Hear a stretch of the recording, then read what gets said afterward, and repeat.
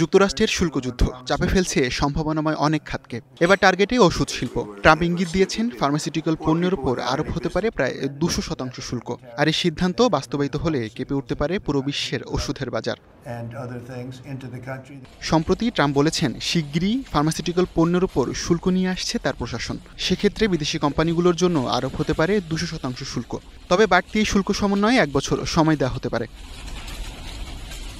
বিশ্লেষকরা বলছেন এই শুল্কের সরাসরি প্রভাব পড়বে সাধারণ ভোক্তার উপর। ওষুধের দাম বাড়ার পাশাপাশি মানুষের চিকিৎসা ব্যয়ও বাড়বে, এমনকি দেখা দিতে পারে ওষুধের সংকটও। 2024 সালে যুক্তরাষ্ট্রে সবচেয়ে বেশি ওষুধ রপ্তানি করেছে আয়ারল্যান্ড। $50 বিলিয়ন বেশি মূল্যের ওষুধ রপ্তানি করে দেশটি। এরপরের অবস্থানে রয়েছে সুইজারল্যান্ড, জার্মানি, সিঙ্গাপুর এবং ভারত। 200% শুল্ক আরোপ হলে যুক্তরাষ্ট্রে ওষুধ রপ্তানিকারক এই দেশগুলো বড় ধরনের চাপে পড়বে বলেই আশঙ্কা করা হচ্ছে। অন্যদিকে এখন বছরে যুক্তরাষ্ট্রে প্রায় $3 কোটি ওষুধ রপ্তানি করে বাংলাদেশের কয়েকটি ফার্মাসিউটিক্যাল কোম্পানি। কড়া নিয়মনীতি মেনে দেশটিতে ওষুধ রপ্তানির প্রক্রিয়ায়ও আছে বাংলাদেশের আরও কিছু প্রতিষ্ঠান। বাড়তি শুল্ক আরোপে ওষুধের সম্ভাবনাময় এই বাজার আরও কঠিন হয়ে উঠবে বাংলাদেশের জন্য। হাসিবুল শান্ত, স্টার নিউজ।